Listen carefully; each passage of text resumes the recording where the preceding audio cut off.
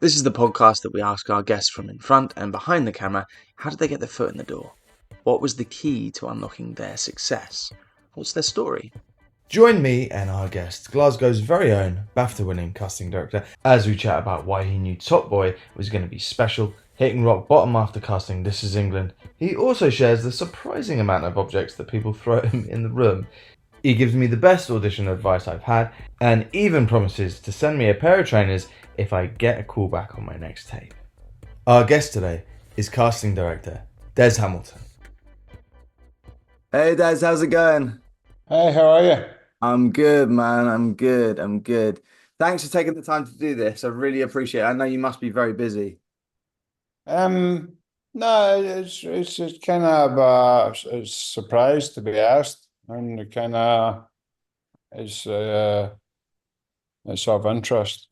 Sometimes I don't know what I'm thinking until I talk about it. So it's Yeah, a very good opportunity for me to I've got a team of makeup artists nearby. It should only take me 3 or 4 hours to put my good. face. Perfect. Plenty of time. You're okay to stay. I'm sure you've got the time to watch the team go to work. Oh yeah, lovely. I did they tell you I've got a problem with swearing? Yeah, that's fine. Don't worry about that. That's all good. Did you mention? No, no. I've heard the rumors. Um, How long do you reckon? if you're up for 25, 30 minutes, that would be great. I think you'll be bored out of your mind after 14 minutes. We'll see how we go, and if it's really bad, I'll pull the plug, and then we Yeah, can. do that. Yeah. Just make up some lame excuse, invent a dog that you don't Yeah. have. I've really got to Got go. The makeup took too long, so we're gonna get going. Let's say it But into a time. yeah, Okay. exactly. I'm intrigued to ask. I heard that you started out as an actor. Is that at all true? Or is that just sort of speculation? Is that actually a thing? And I was I was living in London. I played football with some people, regular bounce games, and some of them were directors, and I did a few commercials. Okay. Well, made a few quid, and obviously, being the fucking idiot that I am, I thought I was Sean Connery and I wanted to be an actor, and then I had no no ability, first and foremost, no talent for it, but I had no drive towards it. I didn't particularly. It wasn't of interest to me as as a career path or something I want. I liked the idea of it, the idea of the lifestyle which I perceived it brought, and the money, and kind of the shiny aspects, but I had no interest in, yeah. And plus as well, I was pretty crap. I'm not, and That's the main thing. yeah, I was pretty bad. There's a lot So of bad actors out there though, so you never know if you'd kept going. I could, yeah. Well, you see, in saying that, I'm sure it's, like, it's a profession where you can, if you apply yourself, stick at it. A pretty bad actor, I imagine, could become very good if they're around the right sort of people and really willing to push themselves. I think an underestimated part of becoming very good at most things is failure. Mm. A certain amount of failure is not a bad thing. You learn from it and push yourself forward, and not to revisit those kind of mistakes that maybe the approach wasn't great. Mm, So 100%. it can happen for them. Mm, mm. And I believe that was this around the time that you met Lynne Ramsay, the writer director. Was that around that time? Because I believe she kind of brought you into casting. Is that Oh yeah. correct? Oh yeah. It's kind of, and it's very personal, but there's no point in talking if you're not going to, you know, uh, recount things authentically, I had drug problems when I was a kid, and I ended up in rehab for a year when I was 19, and I shared a room with Lynne's brother, and we were very close. We were good friends, and you would get visits on a Saturday and Sunday, and James had two, three sisters, and they would come up and see him. They'd say, "Come over and say hello," and you'd go over and chat. And I remember talking to his sister, and she spoke of some film, and I was, I was, although being a drug addict, I was always cinema film obsessed. So we had a conversation about that, and it was quite I imagine back then, mid-80s, just outside Glasgow, two people sitting chatting about Fellini in a rehabilitation centre visiting area. You know, so there was a kind of a connection there. And I bumped into her years later in London, Mm. and a friendship developed, and she was casting Morvern Call, and she asked me to have a scout around, just look here and there. And I was very, very interested in it and very flattered to be asked. And yeah, so that was my entry. Mm.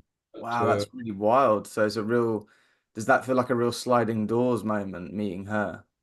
Yeah, oh, yeah, yeah. And the thing is as well, you know, as much as she's became my friend, I kind of reticent to use the word idolize, but you know, and she wouldn't like that. But I think she's such a tremendous filmmaker. It was such a gift to be around Mm. those people. And Samantha Martin was in that film. It was produced by Robin Slovo. You know, I was having the time of my life, you know. Sometimes they would, you know, you get called upon to do something and they would be almost apologetic. And I'd be like, oh, fuck, no way, man. I'll come in and clean up afterwards. I'll sweep the floor, you Yeah. know.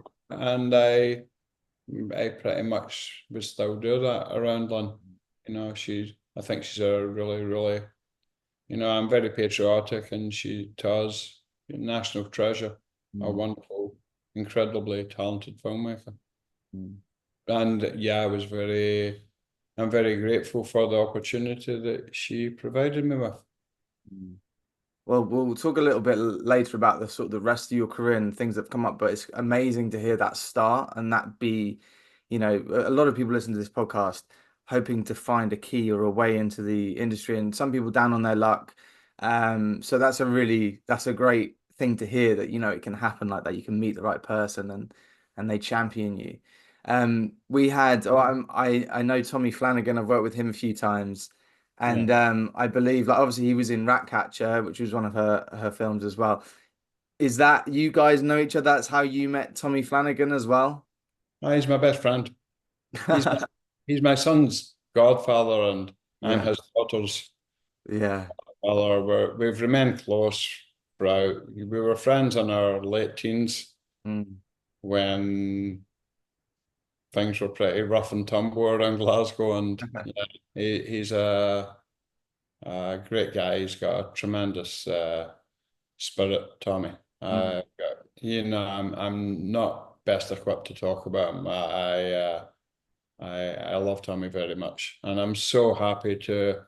You know, over the past couple of weeks, I've been getting a lot of texts because he was in Glasgow for a month recently, and I went up there to spend time with him, and we were out and about. And all these people have been sending texts. He's been on a TV show on Netflix with Nicole Kidman. Yeah, yeah. I haven't saw it yet, and I hear he's very good in it and very funny and stuff. And I'm getting all these texts of screen grabs. And I feel so, yeah, so proud for him. He's a great guy. He's Yeah. brilliant. One of the things that really struck me about him, because I was very intimidated to be acting with him on a project a few years back, and he made it so comfortable and he's so down to earth. And one of the things that really struck me was he brought comedy to everything. So even if it's not in the script, he'll find little moments, and he just had me creasing up. Yeah. Um, almost to the point where I got told off, like, you need to like focus on what you're doing. Yeah. But he's a lovely guy and such a brilliant actor. And yeah, the Perfect Couple, that's that Netflix show that he's just done. Yeah, again, brilliant in that, and finding those little moments of comedy. So obviously meeting her and obviously Tommy, like way back in the day, and then like those little stepping stones that create a career, all the amazing credits that you've had. Um, was there a moment? I mean, it feels like that first job was a pretty big moment, but was there a moment, maybe that one or after that, that felt like a kind of, right, I love this. This is where I want to be. This is what I'm doing, and I'm on the right track. I have very much, what's called pinch yourself, like, wow, I'm here, I'm doing this, I'm in this room, I'm part of, but nothing will ever supersede the introduction of working on Morvern Callar, you know. Um, no, that was it had such an impact on me. And I thought, but I didn't know I had no idea. I didn't know I was going to go again, Mm. even be given another opportunity. During the casting process, I was very naive and I pissed a lot of people off with my not knowing, Yeah. in an industry that can be quite rigid around how things should be done. And I'd just be trying to serve Lynne and the project as best I can. So I didn't have any real boundaries around approaching, how I went about it.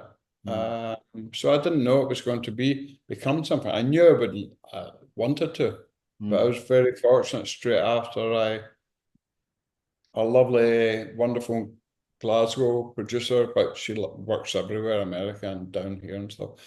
Gillian Berry asked me if I'd jump onto a film called Young Adam that had again Mm. actors that I had tremendous, admiration for, like Pierre Mullen, Tilda Swinton, Emily Mortimer, Ewan McGregor. I was like, oh fuck, you Mm. know, it's happening again. I'm doing this job again. I'm pissing people off again. And so from that, yeah, another film came in, and yeah, I've been very lucky along the way. I've managed to keep going. Mm. And, yeah, and I still, every day is like, I still approach it like it's my first day. Mm. I love the job. I'm so grateful to be in a job that I love doing. I love the people that I work with, good and bad. It can be very conflictive working in casting. A lot of opinions flying Mm. around. Some of them fucking a bit looser than others. And yeah, no, it's really helped me. I hope mature as a human being. Yeah, this person's got the right to their opinion. Mm. Like being open to that. And it's yeah, it's not. Is that the right word? Nourishing, perhaps. I find it very. I love the job. I wouldn't swap it for anything where I am just now. And later on today, I'm going into physical castings on a couple of pretty cool projects with nice people. Mm. My job is not a chore. It's not laborious. You won't hear me complain about this. Mm. You know, what I should be doing, where I was.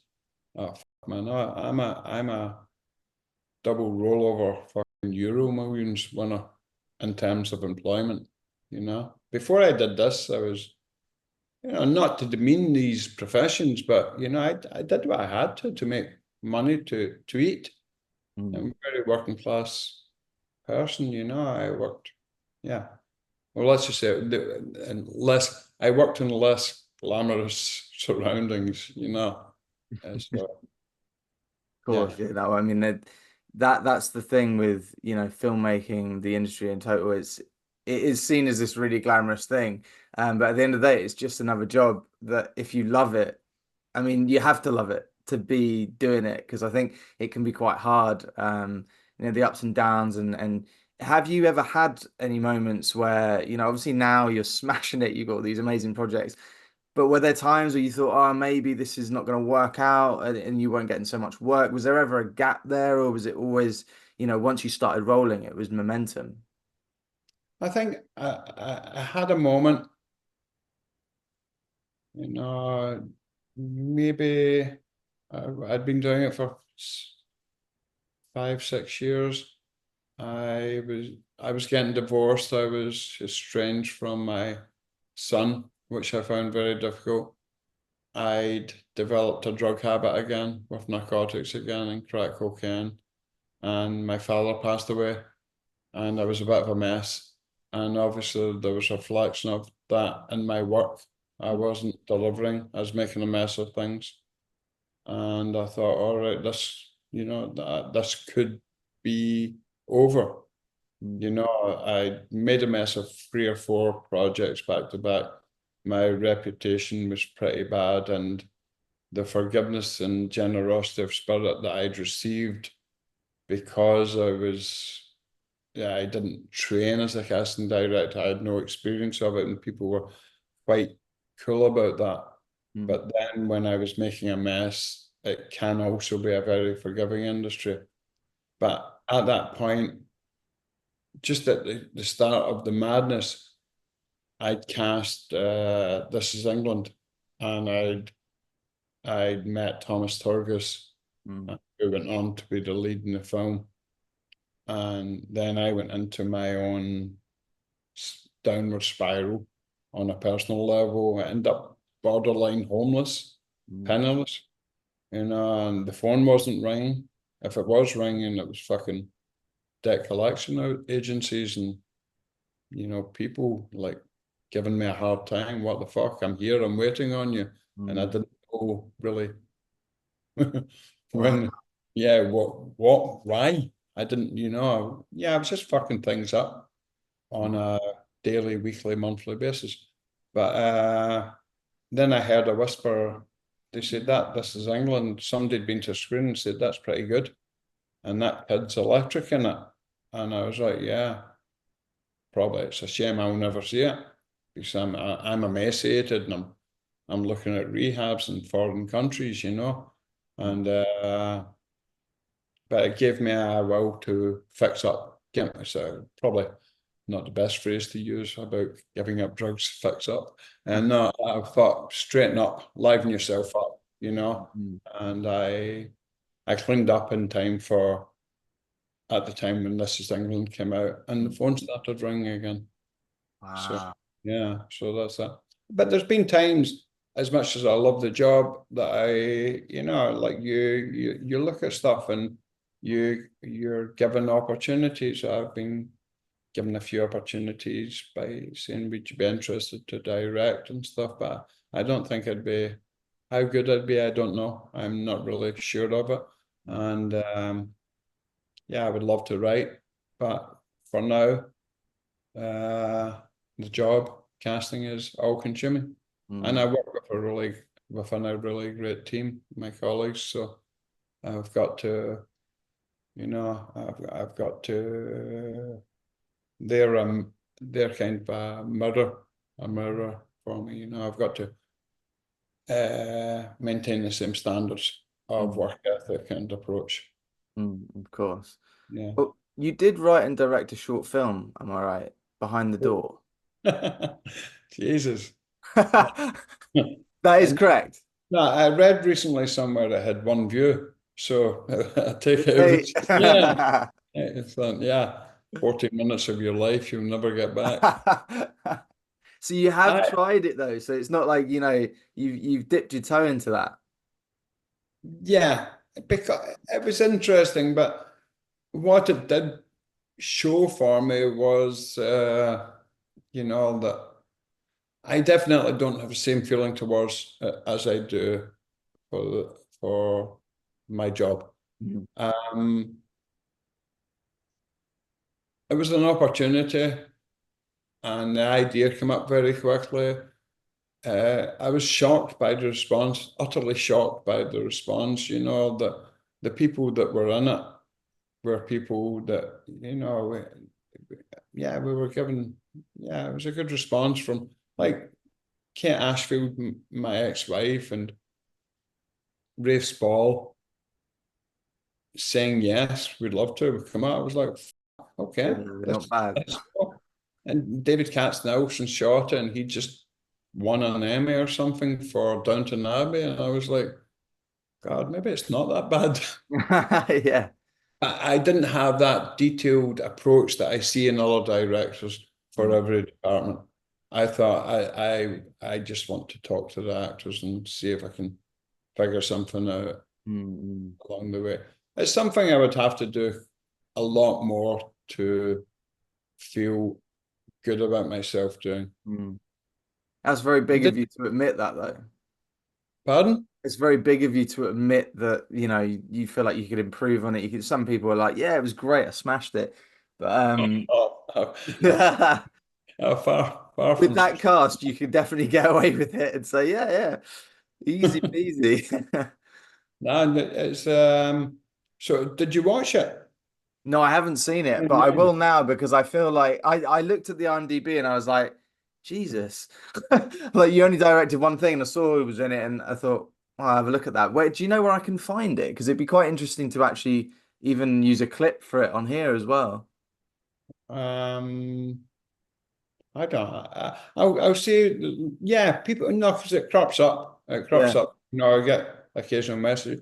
I'll see if I can. I'll get a link sent to you. yeah, yeah. I'll try and source it if you're not able to find it. But yeah, People found it quite inaccessible, and I think it falls on me that I didn't tell the story as clearly as mm, I could have. But the big surprise was at the time.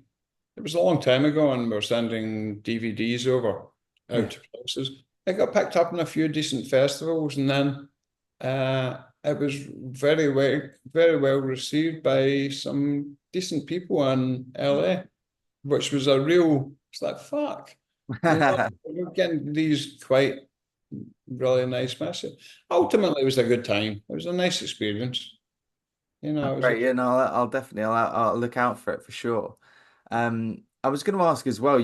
I'd love to. I'm interested to see that because I know that your casting work has a very distinctive flavor. Like I feel like when one of your movies comes out, I know it's one of your movies or one of your shows. It feels like a Des Hamilton show.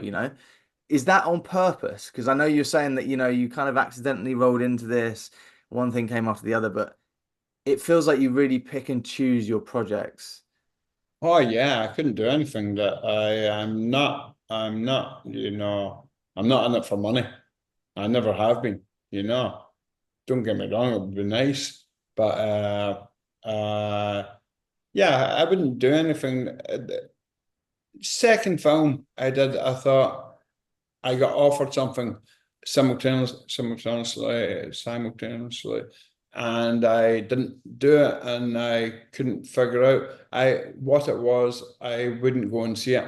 This film that came around the same time as Wilbur Wants to Kill Himself and Young Adam.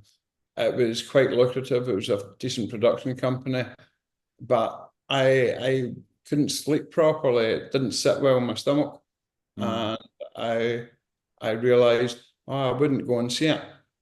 I mm, would go and see this. I don't want to see it. So yeah, there's plenty of good casting directors out there. One mm. of them should, you know, it wasn't for me. No, so but in saying that, I've never got to pick and choose what I do. I've been, you know, like it's nice when your name's in the mix Yeah. to be considered. And then I think it's more the director and producer's choice if they want us to work on it with them. Yeah, I'd imagine that they'll be up for that kind of possibly we've got a little bit of a niche in our approach. Mm, You know, mm. the start of this, if somebody didn't fucking overdose and die by page 10, I didn't get sent it. was as simple as that, you know. So we have developed this,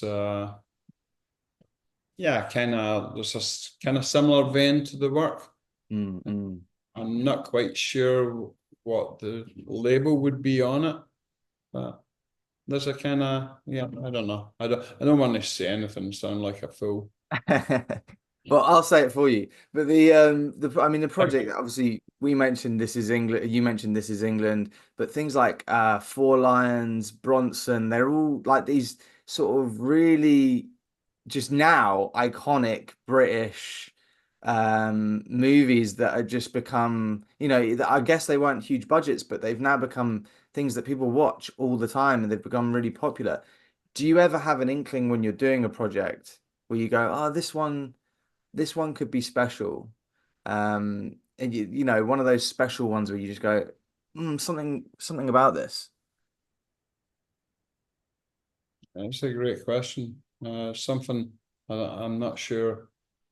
Like if I'm doing a project, I'm all in. So I'm really optimistic that it's going to be something, you know, the voice from the script will come through on screen. I went to meet Jan de Mange and Charles and Elliot Cowboy Films about Top Boy. Mm. Must be 14 years ago, possibly. And I remember looking at Jan, and he was just fucking edgy, and he was lively, and he was clear. He was super clear in what he was going to do without saying too much. Mm. And I thought, you know, like this might be something. The writing, the structure, stuff that I'd never really thought of too much from Rowan Bennett. I was like, there's something really special going on within the overall narrative and the different aspects of it. I felt I didn't put too much on it, but I thought, wow, this could really, really be something. It was it just felt, for me, it felt like a breath of fresh air. And when I was finding my way into it, beginning the casting process, and you're talking to the agents and people and talking to actors about it, I'd be like, oh, I just don't know how to. I'd say it's a British version of The Wire with more edge.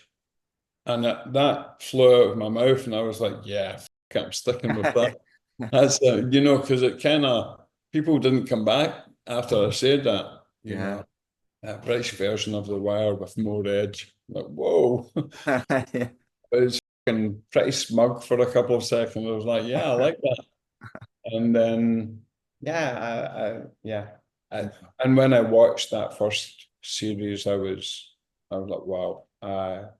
I thought what Jan, the guys at Cowboy and Ron Bennett, and of course Ashley and Keno and everybody was, yeah.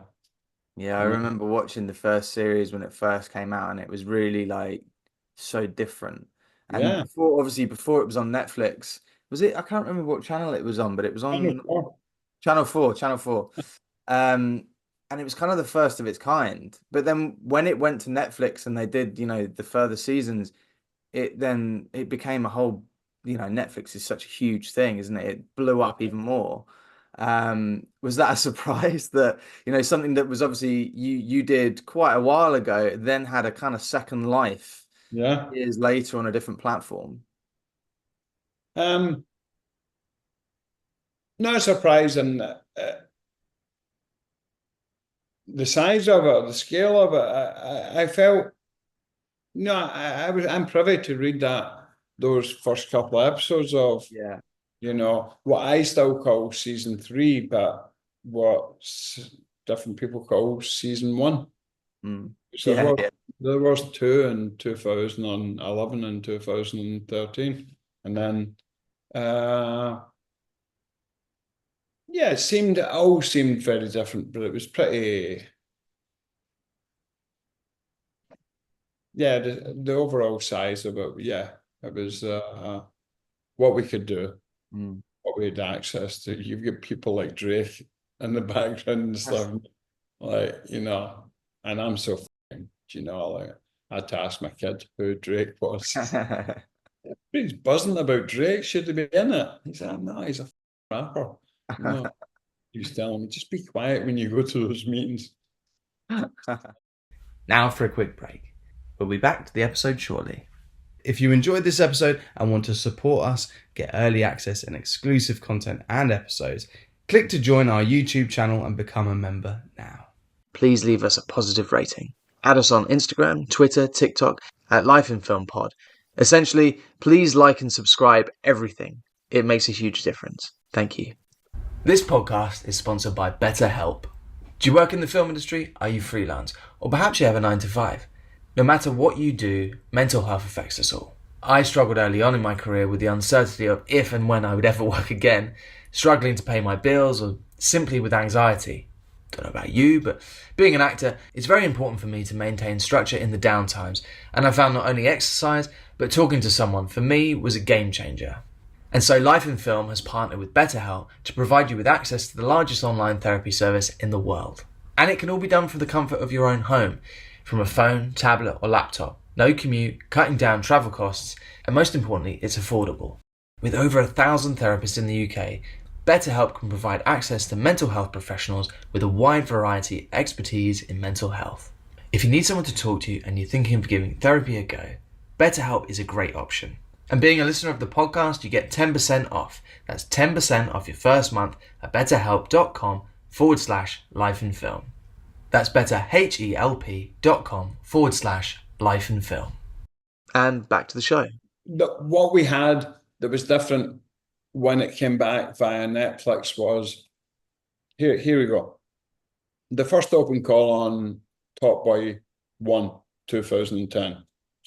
I'm not sure if that's correct, but I ran down. I pounded the streets for a month before it. 90 kids showed up, right? On season 3, you couldn't do an open call.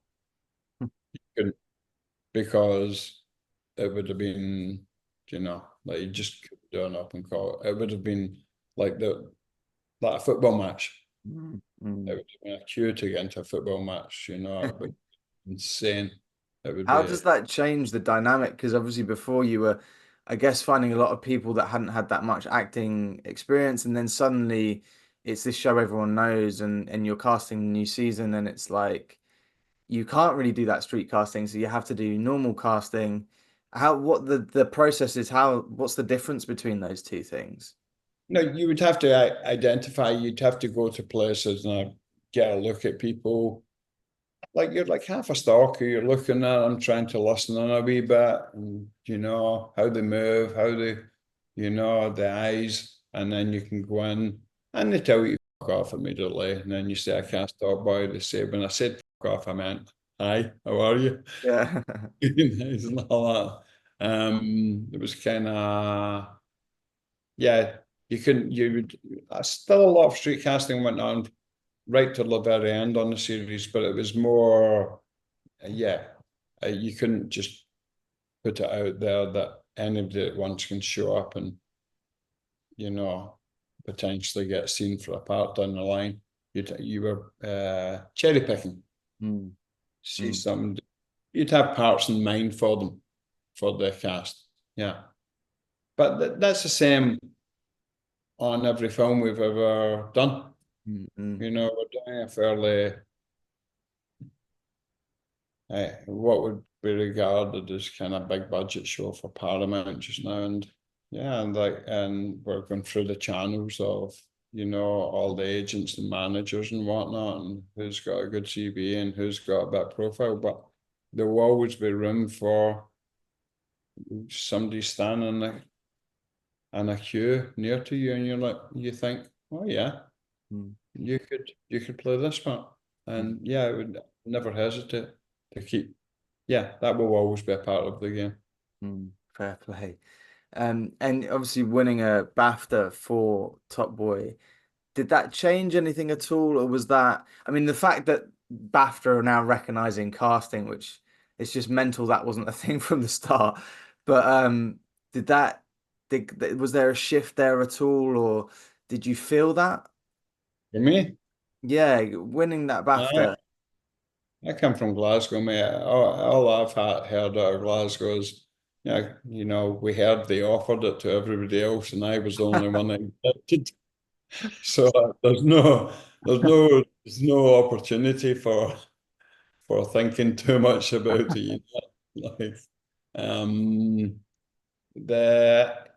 it's not for me personally. I was very happy for my colleagues in the office, and more so for my mother up in Glasgow. Given how I was as a kid. My mum's crazy about the BAFTAs.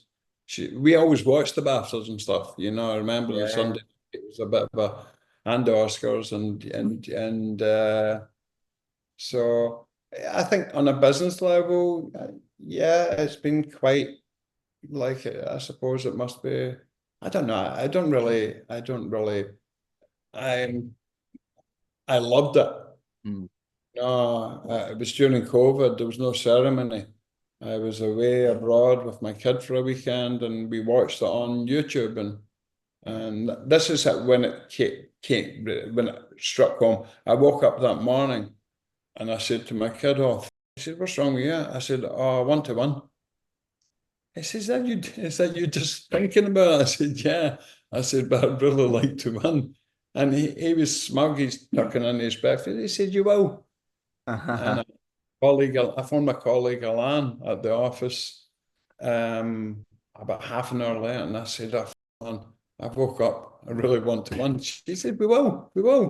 And I thought, so it was quite mad. That's just a funny thing about us. It's not about, like, we were up against some great shows and great casting directors.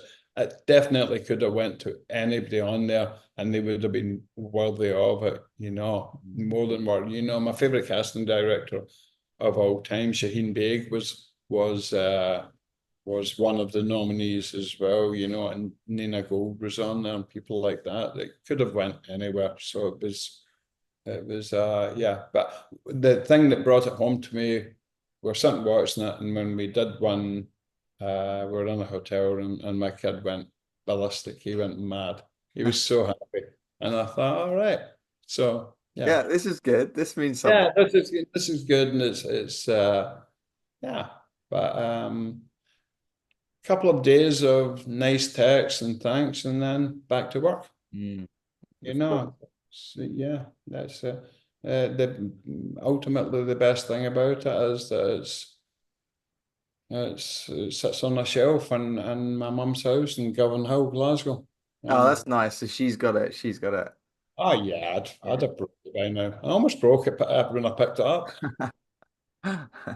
So Lucky you didn't. She gets to have it on a mantelpiece.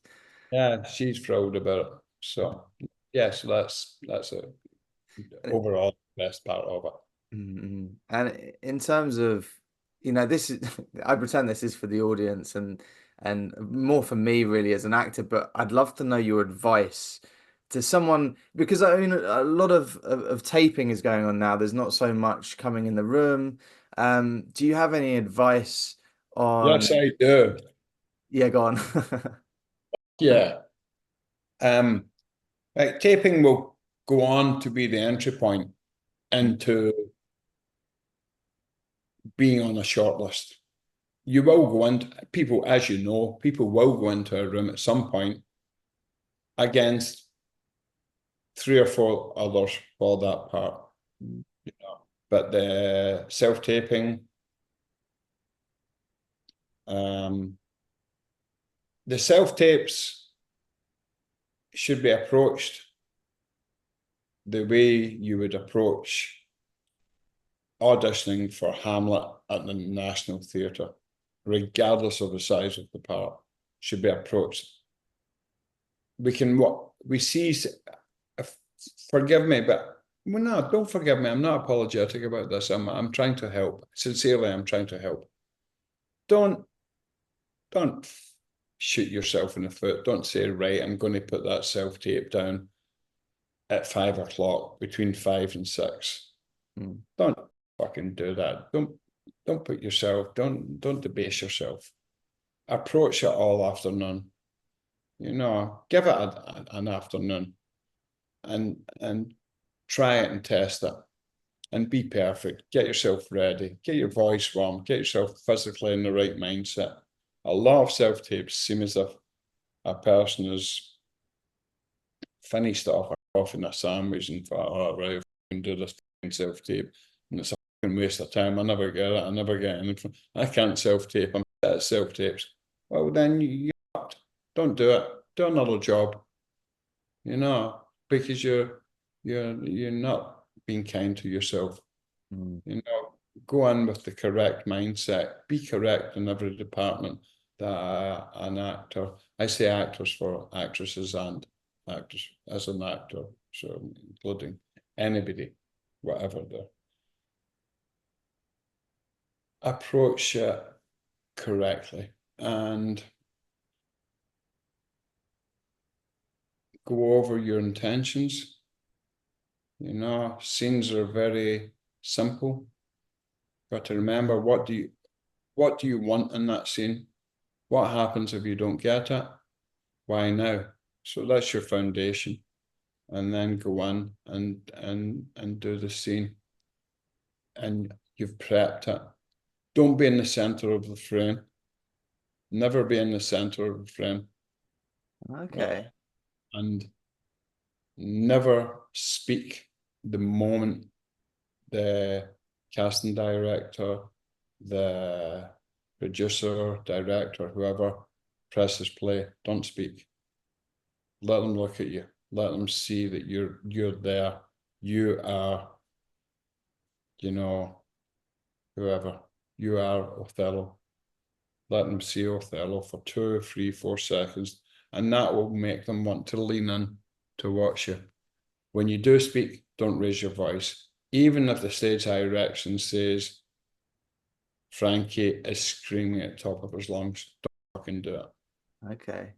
Don't ever do that. People are watching. Well, it's a simple premise. I'm not going to be a smart ass, but I studied this and I'm interested in it, and I want to help people. I want to help particularly young actors, people that don't get very many opportunities. I want to help them. When somebody screams at you, you never feel good. Anybody shout. I hear a shout out in the street just now. It does something to me. It takes me back to my childhood when people of authority shouted at me. Teachers, lollipop man, anybody, older kids, when they shout, it's a bad start. It's a really bad start. Find your way into it, and then whatever way your voice, where your volume naturally is, bring it down a bit. When I'm talking like this just now, if you're interested in what I'm saying, you have to lean in. You want to lean in. I'm of interest if you want to. And what you'll be doing in your audition, people want to hear it. Make them, bring them forward. Don't make them, you know, it's like, there's a perfect example of it, the shouting.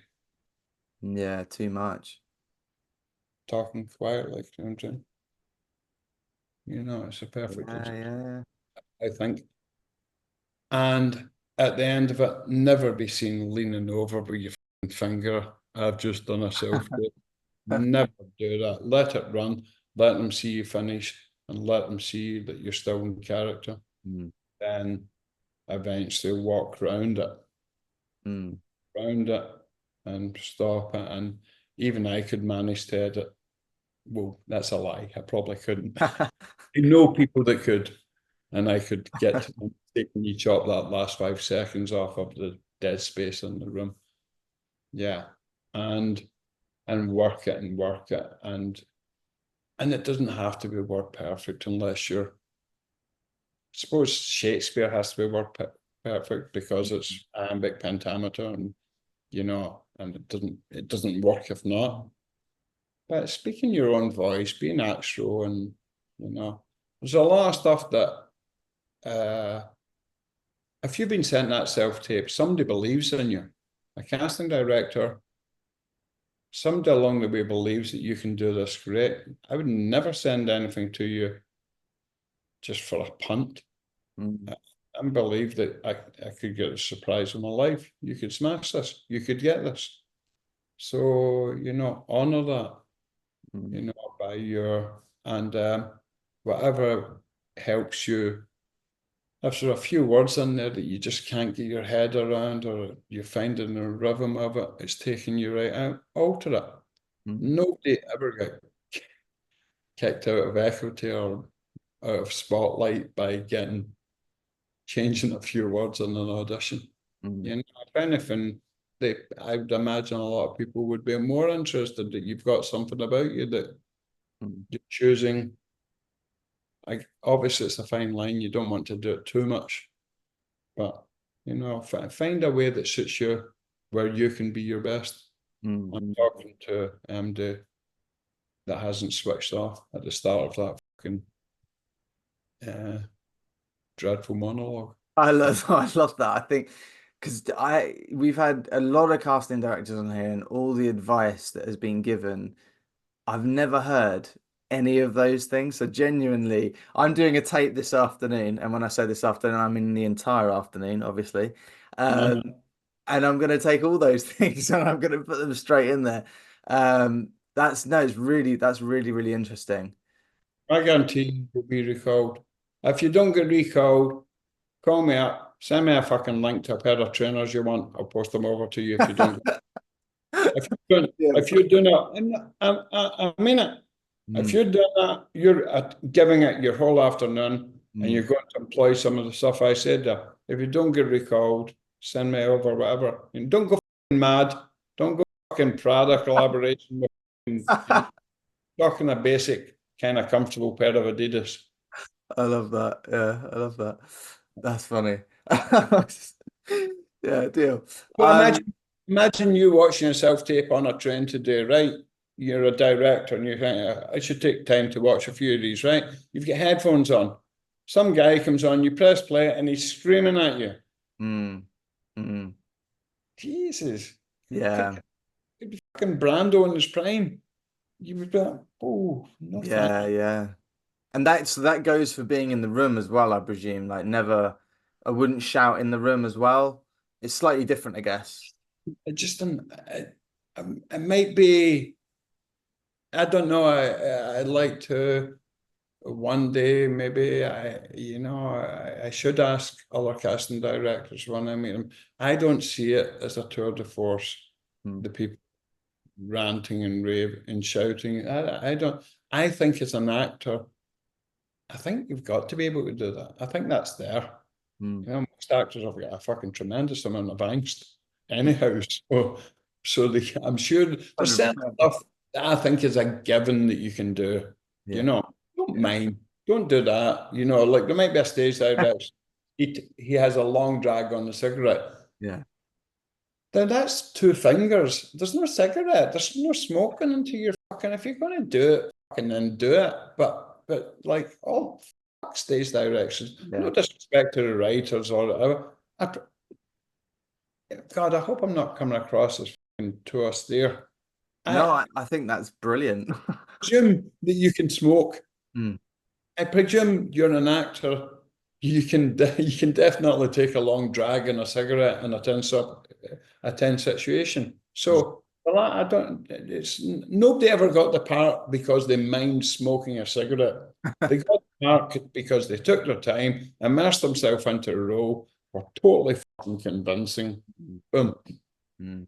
It's not. It's not about any of that stuff. God, I hate fucking listening to myself. I'd like to apologise to anybody that's watching this. Must be fucking brain damage. Thank you so much for being honest and going through all those things and it's genuine. It's been really, really interesting. And I do want to ask you one last question because it's a bit of a tradition. I Um, want to I want to say one last thing as well before I go. yeah, yeah, So go on. No, no, carry. If your monologue, you've got more. Keep uh, going. I was told somebody said you're doing a podcast tomorrow. I said, yeah. They said, look, so I just letting you know. I was told not to bang on about the world's greatest football team, Glasgow Celtic. So I didn't. Yeah, I was going to bring it up, but I feared that might be the podcast then.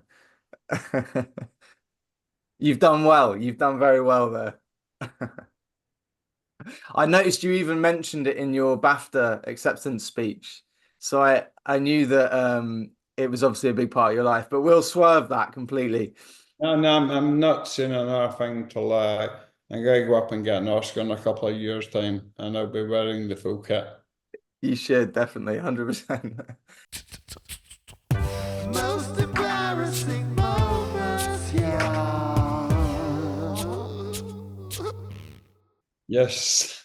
It's just like a sick, twisted, I hope I don't end to get. the episode. I don't even know if you can you get into trouble for, in the modern day, it's such a minefield of. Yeah, of course. I can edit, to be fair. No, no, I can send it to you and then you no. can figure out if it's. I don't think it's anything that anybody won't relate to, won't understand, and there's nothing sordid about it. Hmm. I on my first film, there was people coming in for a variety of parts, and at one stage I had some help booking people in and bringing people in. I wasn't sure of I didn't know about the schedule and I'd been at it. I'd been casting a month, and I got a new camera, for a lot. We were using old TV tapes just for better quality, handheld, and would just record conversations and then do the scenes and stuff. And I looked out, and there was this girl there that I'd seen in films, and I thought was really fucking amazing. And I looked, I thought it was in the production company. I thought, and I looked at her again. She was still down. I said, "Are you here to see me?" Because I didn't have a schedule. She said, "Yeah." I said, "Oh, great." And she came in, and I was like, I was starstruck. And she was really lovely human being, and I was just kind of holding it together, hanging on by a very thin thread.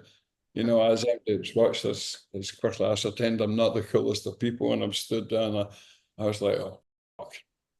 And I said, I don't know. I said, we're just going to have a chat on camera today. It's just a very informal chat, not about acting or anything. She said, yeah, and I was going out the camera.